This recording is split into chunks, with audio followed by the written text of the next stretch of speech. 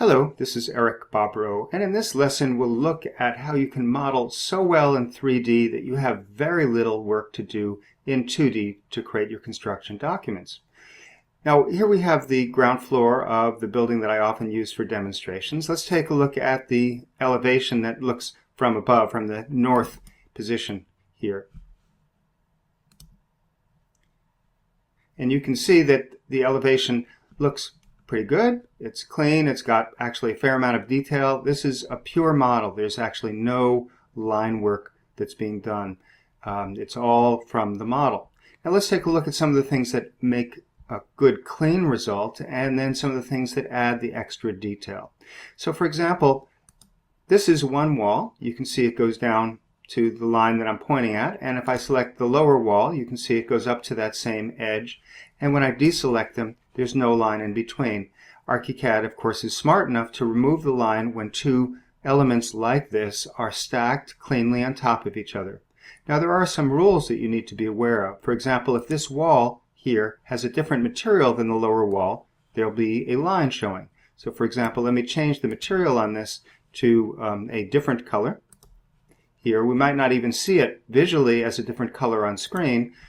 They both look so light. In fact, actually in an elevation you wouldn't see any colors at all, but we will see a line where the material changes. So let me undo that. Now another possibility that would cause this type of a line would be if these gap. For example, if I zoom in on this and I change this from 9 feet, let's say, to 9 feet 1. Now it could be just a fraction of an inch. This is going to be a whole inch, but obviously we're going to see a line where there's this gap. Now on the other hand, sometimes we have going the other way. Let me take it down to 8 foot 11, so it will go just a little lower. And you can see again that there's a line because these two walls now protrude through each other. They don't meet precisely. So they have to meet at exactly the same level in order for ArchiCAD to say, well, you know, really there shouldn't be a line in between them. Now let's take a look at some other things that can cause a problem on this. I'll go back to the upper floor here and we'll just move the wall. So I'll go and select the wall here. Now if I were to move this way out, you know, anyway, clear of the other wall, then of course you'd know that there would be a line. But this distance could be very small. For example, if I move it only, say, 1/8 of an inch, which is 3 millimeters, you know, ArchiCAD will say that although it's hard to even see the difference here, when we go back to that elevation, we're going to see a line show up. So let me undo that change and go back to the view that I had. Now, it doesn't have to be the entire wall. For example, this point could be perfectly precise, but I might have this other point, you know, off. I'll just select the wall again, and I'll go press carefully down on this corner and say that I want to stretch it. Now you see, if I made this way off, you'd understand that there'd be a problem. But suppose it's just barely off, like this here. And suppose I have these two walls intersect. So in other words, I select these two and make them intersect. So now it looks pretty darn clean here. And if I go back here, you know, the difference between it being purely horizontal and not quite horizontal is not necessarily easy to see. And I've seen changes or differences that are so close that really you can't tell except by measuring and seeing whether it's at exactly 90 degrees or 0 degrees and things like that. Now let's go back to the elevation, and we'll see, of course, that this line, you know, exists here. So we need to make sure that that's clean. Now sometimes when we're trying to clean this up, it's hard to know exactly where this should be. This looks pretty good. So using virtual trace, of course, is important. So let's just bring up the trace and reference palette, and perhaps we'll turn it on, and we have a choice. We can say just, you know, lower story or below the current story. That'll show, and now we can see the line here. Now if I zoom in on it, we'll see it's a little bit hard to tell what lines we're looking at, and sometimes we may want to use the option in the trace and reference to pull back one edge here and see what's going on. And we can see that, you know, the lines are clearly not matching. So if I select, this wall, perhaps I can move it. Now sometimes it's easy enough to snap from one point to another, but sometimes ArchiCAD will actually not be able to tell what point you want to snap to. It's snapping back to itself. So I may actually pull it way up or way down, for example, get it out of the way. Let's see, take it down out of the way here, and then take this this wall here and stretch this back. And here now you can see that the angle from the other side, it says 180, whereas before it was saying 179.75. So you can see the difference. So let me just make sure this is 180 here, and perhaps then I can select these two walls and connect them. So sometimes it actually helps to move them totally out of the way and then reconnect them to make sure that it works. And if we go back to the north elevation and we look at it again, we'll see that that line has disappeared. So do be careful with your modeling to make sure that everything is lined up, and use virtual trace to help see what points are on top of which other points. And you may also want to turn on and off different layers to hide things, just to focus purely on, say, the structural walls, things like that. Okay, so we'll take a look at some other things that affect this. Now, when we were on this story here, and I'll turn off the trace and reference, the line work here, if we're in a true line weight, then the offset that something might be off by might be less than the thickness of the line. So this is the sort of thing that you might not notice visually at all in any type of a printout, but ArchiCAD does require that things are snapped very cleanly to get the best results. So I do suggest working in a hairline view, particularly for this type of precision. Now let's go back to the elevation, but we'll leave it in the view where we can see the line weights, because I want to talk about what gives extra detail and delineation properly. So right now I'm going to have to say that this window, or these windows, look a little odd because the sills are set to have a heavier line weight, and I don't think that really is appropriate. So I can select one or more windows and go in here, and we'll make sure in the window settings, for example, if I go and look at the sill and stool settings, we'll see that the sill and stool have certain sizes, but then they also have certain pens. And pen 1 is a very thick pen. Let me just change it to pen 2. Now this would be different in the international version in terms of which pens, but the basic idea is that you should be able to control and change the way that these things are drawn using those settings. So you can see now the sills are looking quite a bit better. Now let's talk about some other things. The roof has some shingles or tile for covering it. The walls have, in some cases, some surface covering, and here we have, in addition, the stonework down at the bottom of these walls. So how is this done? Well, it's done, if I select this wall, it's done by having a certain material. So if I look under the model settings, we'll see that it has cedar shake. So that's a particular type of surface material, and that material has a hatch pattern and a material in 3D. So when we look in 3D, we'll see a texture on that. Now, in order for us to see that in an elevation, we need to have the settings for the elevation turn that on. So if I right-click an empty space here, we can go open up the settings for the elevation that we're looking at. If you're in ArchiCAD 10, I think you may have to actually double-click on the elevation tool or section elevation tool to get this setting. Basically, you want to make sure that you're editing the setting for the current elevation. Now, one of the things that we can look at here, aside from the marker, is the model display. And in the model display, we need to have turned on vectorial 3D hatching. That's what all of this line work is being created from. If we turn that off, then these will disappear. So make sure that you have that turned on if you want to see this extra level of detail on the elevations and perhaps sections as well.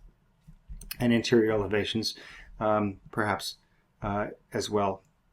Now, in terms of the line weights, if we look at this, I might wonder whether these line weights for the tiles or the shingles are appropriate. In other words, they're fairly thick.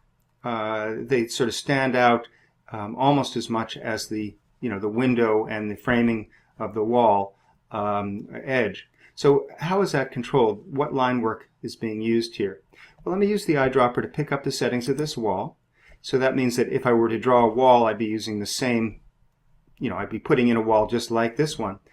One advantage of doing that is when I go to the options, element attributes, for example, to materials, it will show me instantly the material for the wall that is the default that I've got in the toolbox. So in other words, right now, instantly it's showing me cedar shakes. Remember, that's the material for that wall. Now, the material has different settings in 3D, but what I'm mostly interested in is the vectorial hatching right now, where you see it says that it's going to be drawing it with pen 2. It could also be doing it with the element pen, so that would have to do with probably the outline of the wall, which probably would be actually way too thick. But let me just see if I change this from pen 2, which is 0.2 millimeters. Let me change it to, let's say, pen 6, which is 0.18, just slightly thinner, but it's also a little different color, so it'll tend to be a little bit lighter. So I'll say OK, and you can see that it changes now, and perhaps that will blend in a little bit better. So you can see how the window stands out against it better. So you can play around with those things. It's basically controlled by the material and the vectorial hatch settings in the material for the wall or the roof or other things like that. Now, let me just change back to the hairline and we'll proceed. So in the this wall here, you can see that there's stonework. Now, of course, that has to do with the material that's created there. We're not creating a bunch of individual stones, but this is not a separate piece. If I select it, you can see it's actually the entire wall that was selected, because this wall is, in this case, a profiled wall. So it's got a complex shape, and if we look here at the floor plan and section, it is a particular shape here. You can see the little miniature preview of it. Now, we'll be looking at how to create complex profiles and manipulate them in a later section of the course, but I just wanted to point out that by having the wall have a complex profile, we're getting all sorts of additional information. In other words, we're getting the different materials between the lower part of the wall and the upper part. We're getting this whole complex shape. So instead of doing these things in 2D, we're actually just drawing it as a simple wall, but the wall has extra information to make it have more detail. Now let's take a look at some other things that add more detail in terms of modeling. If we go to the edge of the balcony here, you'll see that there is a cornice, and when I select it, see that it's just a single element, and you can see how it's curved. Now it, again, it's a beam, but it's a beam that has a profile. You can see in the upper right here, it says that it's a complex shape. And so if I open this up, we'll see that the complex shape is what's called cornice molding. Let me just widen this here, and I press down on it, and you can see that's the shape. So again, a complex profile can give you a lot more information than if you just are doing a simple beam or wall. Now, if you're in the Start Edition, you're not going to be able to do that with complex profiles since they're not included, but you could create an object that had that shape and just run it along in a straight line. So there is a workaround, and we'll be covering that when I cover complex profiles in the later part of the course. Now, there are some things that look similar but are done in a different way. In other words, if I zoom in, you can see that there are some rafter tails. So the rafters for the roof stick out beyond the edge of the wall, and they have a complex shape. Let's take a look in 3D and see what we've got. So here we have a 3D view, and I'll just zoom in a little bit and change my orientation to be able to see them better. So you can see that these elements here, when I select it, it's a little bit odd. The handles don't, although the green outline shows nicely, the handles show in a different point. In fact, if I have this turned more sideways, you'll see that the handle indicates it goes straight down across there. Now, why is that? Let's take a look at the element itself, and we'll see that the element itself has just a very simple cut, simple horizontal and vertical cut at the end, whereas we have this very complex ornate shape. Why is that? Because it's been cut, the end of it has been cut off with the solid element operations. So let me go to the design menu, and we'll open up the solid element operations palette. In ArchiCAD 15, it's under the Connect submenu. In earlier versions, it would just be directly under the design menu, solid element operations. And I can go and perhaps just tell it that this, I'm going to use the maintain operations section as opposed to a new operation, and I'll say that this element, I'd like to see what happens if we cancel the solid element operations on the operators. In other words, this is a target and it's been operated on, and if we cancel that, what happens? You can see, so this was actually cut out, or the end of it was cut out by another element that's on a hidden layer right now. I don't want to show you all the details of this in this introductory section about how to model well, but just we'll be looking at solid element operations in a later section of the course and show this particular example again. Now I'm going to undo that and show you that in ArchiCAD 15 there's this little icon here that has, it's a square with several little tiny rectangles or icons within it. When I press down on it, you'll see it says, oh, this element has a solid element operation that is it's connected to, and it's been subtracted, or it's been the target of a subtraction operation. And if I want, I can click on this little X and cancel it. So this is going to do the same thing as we just did before, only potentially you might have a number of different solid element operations you can manipulate. So that's one of the things in ArchiCAD 15 that's a little different, gives you more subtle control over this. So let's take a look at the framing, because this obviously goes into the roof. I'll use the Window Palettes Quick Layers palette to be able to very quickly say, you know what, this element here, I'd like to look at only this elements similar to it, only elements on the same layer, so I'll hide the others. So I'll click on this close eyeball for others layer, and you'll see instantly it now only is showing those elements that are within that layer. That is a really clever thing to do. Now I'll just undo that. That's one of the nice things about the Quick Layers palette, is that we can do manipulations like this and then undo them, so we can just quickly sort of see things and perhaps do some work before we undo the layer management that we're working on. So let's take a look at a section now. We've been looking at elevations, and so I'll go down to the sections and we'll open up section B here. So in section B, we'll see that there are some of the framing is showing up, but not all of it. So it depends on whether you want to try to do all of the framing in the roof or not. You may, if you really don't want to try to do it perfectly, then you may want to actually turn off the layer and just do it with 2D work. And let's just see how you can do certain things in 2D quite successfully. For example, this piece that I'm highlighting right now is an object that represents framing, but when I open up its settings, we're going to see that it has no 3D appearance at all. It is only a 2D object. Now when we look at the preview of it here, it's indicating just a single piece of framing of lumber, but here we have a double. That's because it's been set to have a certain configuration, so you can do a variety of these single, whatever size, or double. You can see different options there. So this is an example of a parametric object in the US ArchiCAD library. I'm not quite sure what's available in the International Library on a standard basis. I do know that there are some wonderful elements that CADimage has created in their detailer or detail elements add-on. So if you don't have this in your library, you might want to look at the CAD image detail elements. But in any event, this is an example of just a 2D element that's been placed on top of the model. And of course, we could have this, some framing going across purely in 2D. Here's another example of a 2D element that has been placed in just in the same way. Now let's take a look. I'll just zoom out, and we'll see down in this area there's something a little bit odd, because the slab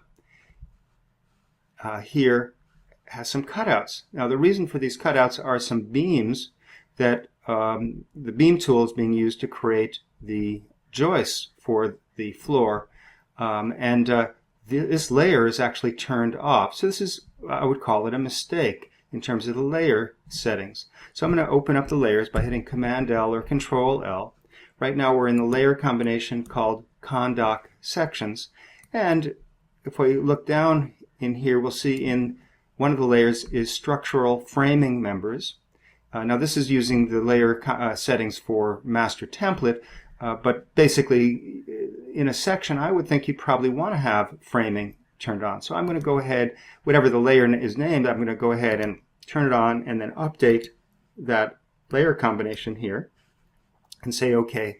That'll make all the sections actually have that. So in other words, whenever I go to any of the sections, it'll show. So these elements here, when I select it, these are actually beams. So these are 3D elements, and they're cutting themselves out of the slab very nicely. Beams will do that. You don't have to use solid element operations.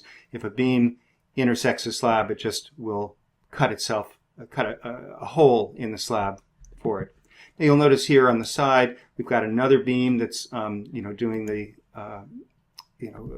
another piece that goes below the wall and covers up the junction with the stem wall and footing. If I select this stem wall and footing, we'll see that this actually, I'll just zoom in on it. You can see that this is actually the whole shape. It includes the concrete, and then the little piece of wood right at the top here is also part of that. Now we're getting a line going across here because in this particular case the mesh that we're seeing, the base, which could be a slab or a terrain mesh, is also cutting straight across, and they're both passing through it. And in fact, depending upon what when each one was modified, one or the other may cover up the fill. So we might actually have not even seen the fill for this stem wall. So in order to correct that, again, I'll use the solid element operations. I'll change to a new operation. I'll make this the target, and I'll make the stem wall here the operator, and I'll subtract out and execute that. And you can see that when it updates, actually, let's do this again. I'll select this and make it the target, select that and make it the operator, and I'll execute this. And you can see that when it's complete, it cleans that up. And of course, there's one on the other side that we would also want to do here. Now this is a 3D operation, so it'll affect any other section that also has the same elements. So we only have to do it essentially for as many elements as are seen, but we don't have to do it in every single view. So again, make this the operator, and make this the mesh the target, and subtract out, and you can see how it cleans up. When I select the mesh, now you can see how the outline goes around that shape. So modeling in a more sophisticated way will give you, tremendous amount of detail like this. Now let's take a look at a different section here. In section C, we can see an interesting area. This is one that often comes up as a question. How do you model the intersection, between, where wall and slab and another wall meet? Now, first of all, I'm going to point out on the side here, there is a piece of the roof with the rafter tail coming out. Now, we already know that this rafter tail, you see its original shape with the handles, and then it was cut out with the solid element operations. But what is this element up above? If I select it, you'll see that it says that it's a roof. So as a roof has a uniform thickness, and you can in fact see the handle down here So the roof actually comes out like we're seeing here. But somehow it's not showing that shape, it's actually been notched out. So again, it is a solid element operation. There are a number of things that have been subtracted out from it. So without getting into the details of this specific shape, I believe that there was another piece of roof that was cut out, or that was created and is used to cut out the edge of this roof from it. So basically, by creating some extra things that are put on hidden layers, you can make the elements look much more accurate in 3D as well as in a section. Now, in terms of the framing here, if I go and select, say for example, these 2D elements, so they're something we've already discussed. I'll just cut them right now and get rid of them. But you notice when I cut them, they still appear to be there. And why is that? That's because the element here there's another thing that's creating this 2D information. Now I'm going to drag this over to the side. So I'll just drag this foot over. And you can see, what is it? It is an object. You can see the little chair symbol. And this object is called a patch. Now we'll be dealing with patches later on in the course, but it's basically a 2D graphic that's placed on top of other elements to make them look the way you want. It's sort of like a miniature detail, but appropriate for the scale, in this case, 1/4 inch or 1:50 that we might have for this section. Probably be good enough in this case for a wall section, which might be at a larger scale. So this is a 2D information, and this is one approach that we can use. But let's take a look now at what's going on between these walls. Now, it surprised me when I looked at this sample project. It was modeled by Scott Bulmer, who created the sample project for Master Template and did a lot of the development work on the original Master Template. And you can see that this wall goes down to here. So it's actually going down below the floor, and the lower wall goes up to there. So instead of meeting up at the reference height of the upper wall, they're stacked a little bit differently. Now it works just fine. These will clean up in terms of the elevation. We saw that without a problem. But let's take a look at the slab here. The slab, in this case, is not going out to the edge. It's not going inside to just the face of the inside face of the wall. It's going to the edge of the framing. So there are a number of different ways you can do, construct a model here. One would be to have, this wall stacked on top of the lower wall here. Another would be to have the lower wall come up to the reference height and the upper wall start there. I think I prefer that in general because it allows the windows to have the sill height set based on the base of the wall. But you can always set the sill height of the window based on the reference height of the story instead. So it can work either way. And sometimes people will take the slab and they'll actually take the slab all the way out to the edge and make the wall underneath and the wall on top. So there'll be 3 elements stacked. As long as the outside surface of the slab is the same material as the wall surface, it'll actually look just fine. But this is a more sophisticated way of doing it, taking the slab actually into the walls. However, right now, if I select this wall, you can see this wall, similar to what we saw in the other section on the terrain mesh, it's sticking through here.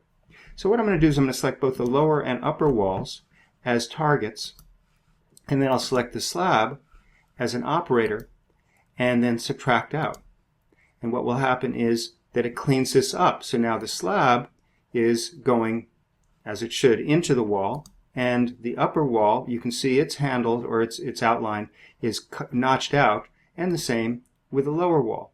Now if I go ahead and paste back in those 2D elements that I had before, you can see now we've got a pretty clean result.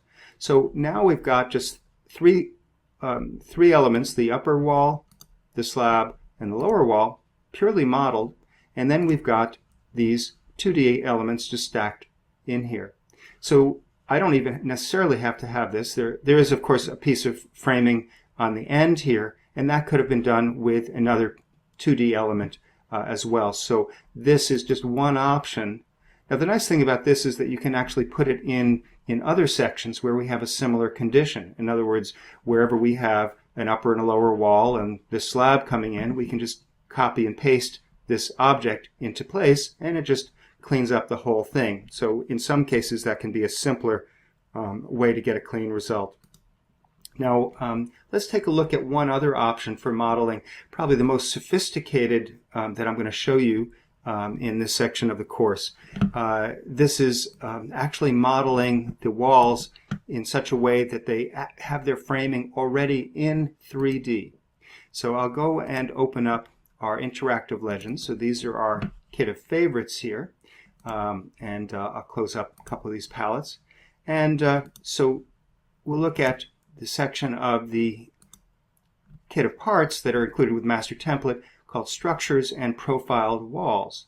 And I'll draw a marquee just around this area, and we'll say, let's just look at this in 3D. And so you can see that there's a bunch of stuff to look at. Let me just rotate around this and focus in on some of these walls in this area. So what you'll notice is that when I select a wall like this, or let's say take this wall here, that it actually is notched around. There are some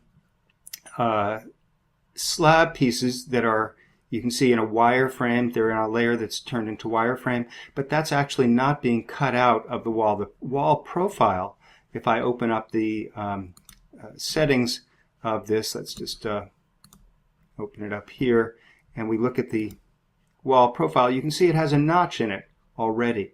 So this is already included in that shape. In fact, if I zoom in on this, you'll see that it has so much detail it even has the waterproofing on the top of the wall, and the materials are set for, you know, the type of materials that you would see in this wall construction. And the grooves here, if I select the side wall where it's a little bit more obvious, is actually the grooves are built into the wall definition.